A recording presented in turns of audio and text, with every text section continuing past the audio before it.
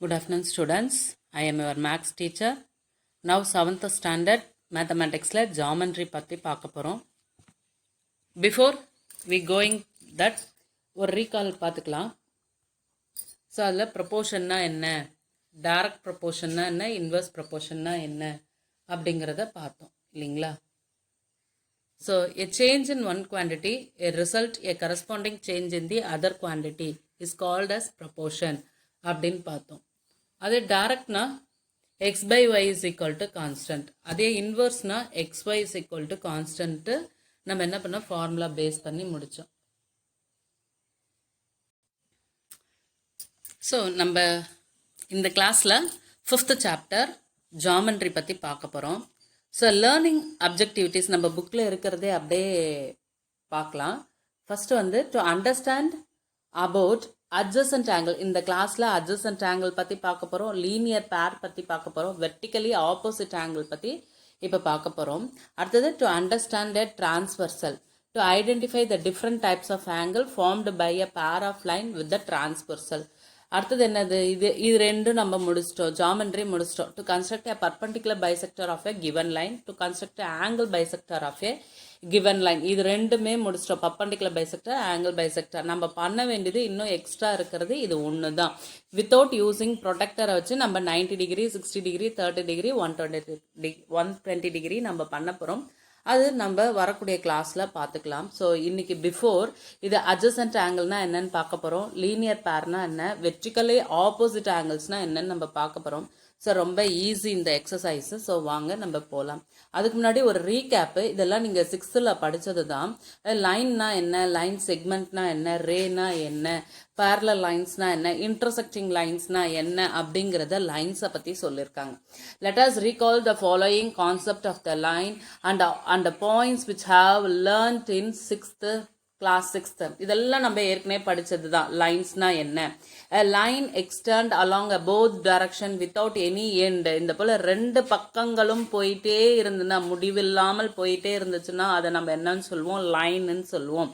அதை எப்படி டினோட் பண்ணுறாங்க பாருங்கள், ஏபி மேலே போட்டு ஒரு லைன், இப்படி லைன் இந்த பக்கமும் இந்த பக்கமும் ஏரோ மார்க் போயிட்டா இட் இஸ் எக்ஸ்டெண்ட், அன்லெஸ்ஸாக இட்ல போயிட்டே இருக்கு அப்படின்னு சொல்லிட்டு சொல்கிறாங்க. சம்டைம்ஸ் ஸ்மால் லெட்டர் எல்எம்என்னும் அந்த லைனை டினோட் பண்ணுறாங்க. இங்கே கேபிட்டல் ஏபி போட்டிருக்காங்க, சம்டைம் எல்எம்பிக்யூ இந்த போல் ஸ்மால் லெட்டர்ஸ்லையும் சொல்லலாம் அப்படின்றத சொல்ல வராங்க. நெக்ஸ்ட் லைன் செக்மெண்ட் அப்படின்னா அந்த லைன்ல இருந்து நம்ம ஒரு ஒரு கோட்டு துண்டை எடுத்துடுறோம் அப்படின்னு சொல்லிட்டுனோம்னா அதுக்கு பேர் தான் line segment. Line segment has 2 end points. பாருங்க, ரெண்டு பக்கமும் முடிவு வந்துருச்சு. The line segment AB is represented. இப்படி வெறும் ஏபி போட்டு மேலே ஒரே ஒரு லைனை போட்டுட்டா அதுக்கு பேர் என்னது, லைன் செக்மெண்ட். அதாவது முடிவு பெற்றுச்சு. அதாவது நம்ம லைன் செக்மெண்ட்னு சொல்கிறோம் பாருங்க, லைன்லேருந்து லைன் செக்மெண்ட். இப்போ 5 சென்டிமீட்டர் அப்படின்னு ஒரு கோடு வரைஞ்சிட்டோம்னா இது முடிவு பெற்றது. ஏன்னா 0லேருந்து ஆரம்பித்து 5ல் கொண்டு வந்து முடிச்சிருவோம். அப்போ இட் இஸ் அ லைன் செக்மெண்ட்னு சொல்லுவாங்க. அடுத்தது எ ரே, ஒரு பக்கங்கள் போயிட்டே இருக்கும், இன்னொரு பக்கம் முடிவில்லாமல், ஒரு பக்கம் முடிவில்லாமல் போயிட்டு இருக்கும், ஒரு பக்கம் முடிவு பெற்றிருக்கும். அப்படி இருந்தால் அதுக்கு பேர் ரேன்னு சொல்லுவாங்க. A ray is a line that start from a point A, ஒரு பாயிண்ட்ல இருந்து ஆரம்பிக்குது, extend without any end in a particular direction. So இன்னொரு பக்கம் போயிட்டே இருந்துச்சுன்னா இதுக்கு பேர் என்னன்னு சொல்றாங்க, ரேன்னு சொல்றாங்க. எ ரே இஸ் அ லைன், இந்த லைன்ல இருந்து, a ray is a line that started from a point A, இந்த பாயிண்ட் ஏல இருந்து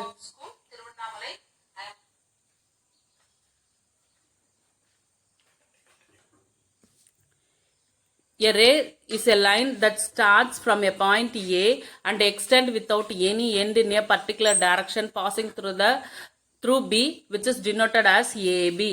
AB இப்படி போட்டா அது ரேன்னு இருக்கு. அதாவது ஒரு பாயிண்ட் ஆரம்பிச்சதுலேருந்து இன்னொரு பக்கம் போயிட்டே இருந்ததுன்னா, முடிவில்லாமல் போயிட்டே இருந்துச்சுன்னா இதுக்கு பேர் ரேன்னு சொல்லுவாங்க. பேரலல் லைன்ஸ்னா என்னன்ற உங்களுக்கே தெரியும். அதாவது ரெண்டு லைன் இந்த போல எப்பயுமே போய் மீட் ஆகாது, அதுக்கு பேர் என்னன்னு சொல்றாங்க parallel line. If two lines m and n are parallel, then they denoted it is m is parallel to n. இந்த இங்கிலீஷ் வார்த்தைக்கு, இந்த parallelன்றதுக்கு இங்கிலீஷ் வார்த்தைக்கு இணையான சிம்பிள் இது. இப்படி ரெண்டு கோடு போட்டுட்டா இட் இஸ் parallel அர்த்தம். அதாவது mங்கிற அந்த லைனு n-க்கு parallel-ஆ இருக்கு, n லைனுக்கு parallel-ஆ இருக்கு அப்படின்ற அர்த்தம். parallel lines never intersecting each other அப்படின்னா என்ன அர்த்தம்? எப்பயுமே போய் அது மீட் ஆகாது, எந்த இதுலயும் போய் மீட் ஆகாது. ஃபார் எக்ஸாம்பிள் நம்ம இதுலயே ஸ்கூல்ல போர்டில் சொல்லலாம், இந்த எண்டும் அந்த எண்டும் மீட் ஆகாது.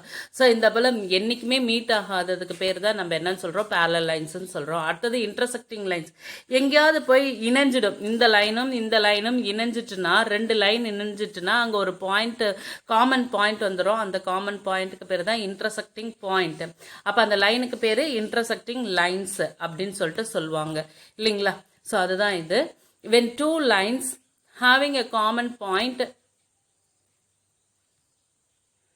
when two lines having a common point, they are called a intersecting line. அது common point வந்துருச்சுன்னா அதுக்கு பேர் என்னது, intersecting lines, and that point is called as point of intersection of the two given lines. அதான் இந்த ரெண்டு லைனும் ரெண்டு கோடும் இணைஞ்சிடுச்சுன்னா அந்த பாயிண்ட்டை intersecting பாயிண்ட்னு சொல்லுவாங்க, அந்த லைனை intersecting linesன்னு சொல்லுவாங்க. அடுத்தது இப்போ அடுத்த நான் கொலினியர் அண்ட் கொலினியர் பாயிண்ட்ஸை பற்றி பார்க்கலாம். இப்போ 3 பாயிண்ட்ஸ் அப்படியே லைன்லேயே இருக்குதுன்னா அதுக்கு பேர் என்னன்னு சொல்லுவாங்க, கொலினியர் பாயிண்ட்ஸ். இன்னொன்று சொல்லியிருக்காங்க பாருங்க, PQR, 2 லைன் வந்திருக்கு ஆனால் 3வது பாயிண்ட் வெளியில வந்திருக்கு. அப்போ இதுக்கு பேர் வந்து நான் கொலினியர் பாயிண்ட். அதாவது 3க்கு மேற்பட்ட பாயிண்ட்ஸுகள், புள்ளிகள் வந்து நம்ம ஒரே லைன்ல இருந்துச்சுன்னா அதை நம்ம என்னன்னு சொல்றோம், கொலினியர் பாயிண்ட்ஸ். அதுவே வெளியில, அதாவது PQ அண்ட் RR நான் கொலினியர் பாயிண்ட்ஸ்னா இந்த போல லைன்ல இல்லாம வேற மாதிரி கண்டிஷன்ல வந்துச்சுன்னா நான் கொலினியர் பாயிண்ட்ஸ்ன்னு சொல்றாங்க. இந்த புக்கில் இந்த ட்ரைதிஸ்லாம் நிறைய இருக்கு. நீங்கள் டைம் கிடைக்கும் போது இந்த சம்ஸ் எல்லாம் போட்டு பார்த்தீங்கன்னா உங்களுக்கே ஈஸியாக அண்டர்ஸ்டாண்ட் ஆகும். அடுத்து நம்ம என்ன, இப்போ லைன்ஸ் பார்த்துட்டோம், அடுத்தது ஆங்கிள்ஸ் ஒரு ரீகேப் பார்த்துக்கலாம். Recall and angle is formed by two rays diverge from an common point. அதாவது டூ ரேஸ்ன்னு என்னது, இங்கே இப்போ ஒரு பாயிண்ட்ல இருந்து இப்படி ஒரு ரே, அப்புறம் மறுபடியும் இப்படி ஒரு ரே, இந்த போல நிறைய நம்ம டிஃப்ரெண்டாக பண்ணலாம். ஒன்று இப்படி பண்ணலாம், அப்புறம் ஒரு ரே இப்படி இருந்து இப்படி பண்ணலாம், ஸ்ட்ரைட்டாக பண்ணலாம், ஒரு ரே இப்படி போட்டு இன்னொன்று அப்டியூஸ். இதுக்கெல்லாம் ஒரு பேர் இருக்கு. இதுக்கு அக்யூட்டு, இதுக்கு ரைட் ஆங்கிள், இதுக்கு அப்டியூஸ் ஆங்கிள் அப்படின்ற டிஃப்ரெண்ட் டைப்ஸ் ஆஃப் நேம்ஸ் இருக்கு. ஸோ அதுதான் இங்கே சொல்லியிருக்காங்க. So first when angle whose measure is less than 90 degree, 90 degree கம்மியாக இருந்ததுன்னா அது வந்து அக்யூட் ஆங்கிள் அப்படின்னு சொல்றாங்க. எக்ஸாக்டா 90 டிகிரி இருந்துச்சுன்னா அது ரைட் ஆங்கிள் அப்படின்னு சொல்றாங்க. ஸோ அது அடுத்தது மோர் தென் 90 டிகிரி இருந்துச்சுன்னா, மோர் தென் ஆர் கிரேட்டர் தென் 90 டிகிரி இருந்துச்சுன்னா அதை வந்து அப்டியூஸ் ஆங்கிள் சொல்றாங்க. எக்ஸாக்ட்லி 180 இருந்துச்சுன்னா அதை ஸ்ட்ரெயிட் ஆங்கிள் சொல்றாங்க. அடுத்தது greater than 180 but less than 360க்குள்ளார இருந்துச்சுன்னா, மோர் தென் 180 போனாலே அது ரிஃப்ளெக்ஸ் ஆங்கிள் சொல்றாங்க. ஸோ அதுக்கு எல்லாமே உங்க புக்ல படம் போட்டு அழகா காமிச்சிருக்காங்க பாருங்க. அக்யூட் ஆங்கிளுக்கு, அடுத்தது ரைட் ஆங்கிளுக்கு, அடுத்தது அப்டியூஸ் ஆங்கிளுக்கு, ஸ்ட்ரெயிட் ஆங்கிளுக்கு, ரெஃப்ளெக்ஸ் ஆங்கிளுக்கு. அப்புறம் இன்னொரு 2 ஆங்கிள் இருக்குது, complementary angles and supplementary angle. இதெல்லாம் நம்ம 6th படிச்சது தான், ஒன்றும் இது பெரிய விஷயம் இல்லை, ஒரு ரீகால் தான் இது. ஸோ காம்ப்ளிமெண்டரி ஆங்கிள்னா என்னது, 2 ஆங்கிளை நம்ம ஆட் பண்ணா என்ன வரணும், 90 டிகிரி வரணும், அதுதான் காம்ப்ளிமெண்டரி ஆங்கிள். சப்ளிமெண்டரி ஆங்கிள்னா என்னது, 2 angles are called a supplementary angle if their sum is 180. அந்த 2 ஆங்கிளையும் ஆட் பண்ணா 180க்கு ஈக்குவலா வந்துருச்சுன்னா அது supplementary. 2 angles are called as a complementary angle if their sum is 90 degree. So இவ்வளவுதான் கான்செப்ட். ரீகால் பார்த்துட்டோம். ஸோ அதுக்கு base on பாருங்க, அடுத்த ட்ரை திஸ் வந்துச்சு. இந்த சூஸ் நீங்க 5 நீங்க போட தெரிஞ்சுக்கிட்டீங்க, இந்த நோட்ஸை வச்சு போட தெரிஞ்சுக்கிட்டீங்கன்னா ரொம்ப யூஸ்ஃபுல்லா இருக்கும். ஜாமெட்ரியை பத்தி கவலையே பட வேண்டாம். அடுத்த ஒரு இன்ட்ரடக்ஷன் பாருங்க. இப்பதான் நம்ம 7th போர்ஷனுக்கே வந்திருக்கோம்.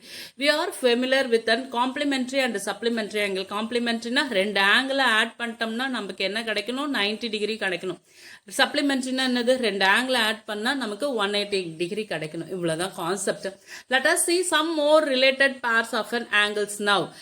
இதை வச்சு நம்ம நிறைய ஆங்கிள்ஸை ரிலேட்டட் பேர்ஸ் ஆஃப் ஆங்கிள்ஸ் பார்க்கலாம். மேத்தமெட்டிக் அலைவ்ல ஜாமெண்ட்ரி இன் ரியல் லைஃப்ல இதை எங்கெங்கெல்லாம் ஆங்கிள் வருது அப்படிங்கிறது நம்ம போடுற கோலத்திலே ஆங்கிள்ஸ் நிறைய இருக்கு அப்படின்னு சொல்லிட்டு சொல்றாங்க.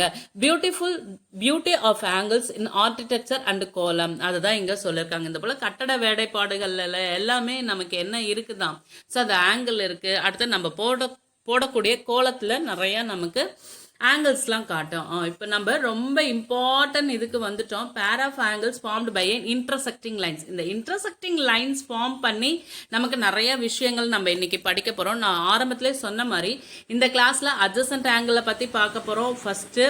அடுத்தது லீனியர் பேர் ஆஃப் ஆங்கிள்ஸ் பார்க்க போறோம். அடுத்தது வெர்டிகலி ஆப்போசிட் ஆங்கிள்ஸ் பார்க்க போறோம். So first adjacent angle. Adjacent angle அப்படின்னா என்னன்னு பார்க்க போறோம். அடுத்தது லீனியர், ரொம்ப ஈஸி. இது எல்லாமே கான்செப்டை அண்டர்ஸ்டாண்ட் பண்ணிக்கிட்டீங்கன்னா ஒண்ணுமே பிரச்சனை இருக்காது. லீனியர் பேர் அப்படின்றது லீனியர் பேர் ஆஃப் ஆங்கிள். அடுத்தது வெர்டிகலி ஆப்போசிட் ஆங்கிள். இதோட 3 கான்செப்டை மனசுல ஏத்திக்கிட்டீங்கன்னா பிரச்சனையே இல்லை. அட்ஜசன்ட் ஆங்கிள் இது பாருங்களேன், இது வந்து கான்வகேஷன் நடந்துட்டு இருக்கு கிளாஸ்ல. அவங்க என்ன சொல்றாங்க அப்படிங்கிறத நம்ம பார்க்கலாம். The teacher shows a piece of slide orange with an angle make on it. பாருங்களேன், ஆரஞ்சு பழத்தை அந்த ஸ்லைஸை காமிக்கிறாங்க, அதுல ஒரு ஆங்கிளை மேக் பண்ணி அவங்க சொல்லியிருக்காங்களாம். இது உங்களுக்கு புரியறதுக்காக இந்த ரியல் லைஃப்ல வச்சு காமிச்சிருக்காங்க. ரீட் த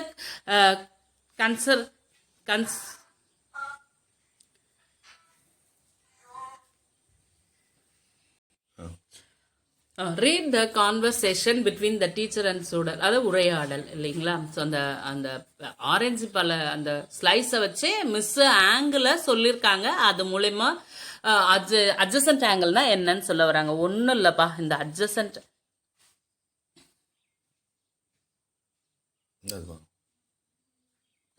கண்டினியூ பண்ண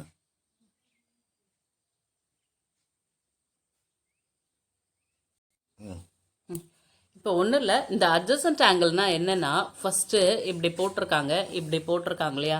இங்க வந்து ஏ, இது ஓ, இது பி, இது சி, இப்படி போட்டிருக்காங்க இல்லைங்களா? இதுல வந்து என்ன 3 விஷயங்கள் பார்க்கணும். இதுல வந்து இதுதான் ஓஏ, ஓபி, ஓசி. இது எல்லாமே ரே, நமக்கு தெரியும் இல்லையா? ஓஏ, ஓபி, ஓசி, இது ரே. இது காமன் வெர்டெக்ஸ் என்னது? இந்த ஓ தான் காமன் வெர்டெக்ஸ். இந்த காமன் வெர்டெக்ஸ் இருக்கணும். காமன் ஆர்ம் என்ன இருக்கணும்? ஓ பி இருக்கணும். அடுத்தது ஆங்கிள் பாருங்களேன். இப்போ நம்ம ஆங்கிள் எப்படிலாம் எழுதலாம்? ஏ ஓ பி ஒரு ஆங்கிள் எழுதலாம், ஏஓபின்னு எழுதலாம். அடுத்தது பிஓசி எழுதலாம் இல்லைங்களா? பிஓசின்னு எழுதலாம். ஸோ இது அப்புறம் டோட்டலா எப்படி எழுதலாம்? சிஓஏன்னு எழுதலாம். ஸோ நம்ம எழுதும்போது இதுல காமன் ஆர்ம் இருக்கணும், அடுத்தது காமன் வெர்டெக்ஸ் இருக்கணும், இந்த ஓவர்லாப்பிங் இருக்கக்கூடாது. இதுதான்ப்பா அட்ஜசன்ட் ஆங்கிள். அதை தான் இங்க வந்து சொல்லியிருக்காங்க டீச்சர். அது என்ன சொல்லியிருக்காங்கன்றத போய் பார்க்கலாம். ஸோ ஃபர்ஸ்ட் டீச்சர் கேட்குறாங்க, how many angles R formed on the picture? இந்த பிக்சர்ல எத்தனை ஆங்கிள் ஃபார்ம் பண்ண முடியும்? Can you name them? உங்களால அதை எழுத முடியுமா? பேர் சொல்ல முடியுமா? 3 angles R formed on the picture. They are பாருங்க, ஏஓசி ஒன்னா, ஆங்கிள் ஏஓசி 1, அடுத்தது ஆங்கிள் ஏஓபி 1, அடுத்தது ஆங்கிள் பிஓசி 1. அந்த 3 ஆங்கிள்ஸ். ஃபர்ஸ்ட் பாருங்க, ஏஓபி இருக்கா? First AOB. அடுத்தது என்ன போட்டிருக்காங்க? பிஓசி இருக்கா? பிஓசி. அப்புறம் டோட்டலா ஃபுல் ஆங்கிள் எழுதுறது தான் இங்க ஏஓசின்னு எழுதிருக்காங்க. அப்ப 3 ஆங்கிள்ஸ் ஃபார்ம் பண்ணிட்டோமா? நெக்ஸ்ட் பாருங்க, என்ன கேட்டிருக்காங்க? Which are the angles R scene next to each other? இதெல்லாம் அடுத்தடுத்த ஆங்கிள் அப்படின்னு சொல்லிட்டு சொல்லியிருக்காங்க. Angle such AOB and POC, இதெல்லாம் அடுத்தடுத்த ஆங்கிள். பாருங்க, இப்படி போடும் பொழுது இது வந்து அடுத்தடுத்த ஆங்கிள் எதுன்னு கேட்டிருக்காங்க. ஏபிசி, இது ஓ. அடுத்தடுத்த ஆங்கிள் எது வரும்? AOB and POC. ஸோ அதை தான் இங்க கொடுத்துருக்குறாங்க. Next to each other. How many vertex are there அப்படின்னு சொல்ற. வெர்டெக்ஸ் எத்தனை வெர்டெக்ஸ் இருக்கு? ஒரே ஒரு வெர்டெக்ஸ் தான் இருக்கு.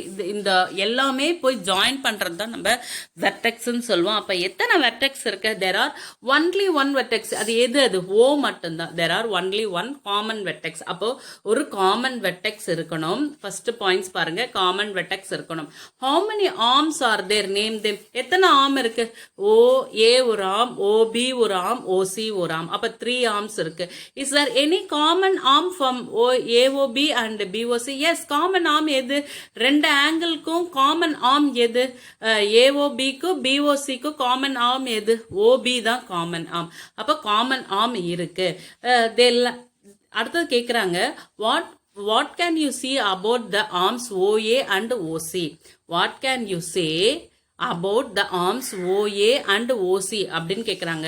they lie on the either side of the arm. அதாவது OAவும் OBயும் எப்படி இருக்கு, என்ன நீங்க பாக்குறீங்க? அப்போ OBங்கிறது காமன் ஆர்மா இருக்கு அப்படின்னு சொல்லிட்டு சொல்றாங்க. they lie on the either side of the common arm. are there interior AOB and BOC are overlapping? அதாவது நம்ம இப்படி டயக்ராம் பிக்சர் போடும்போது இந்த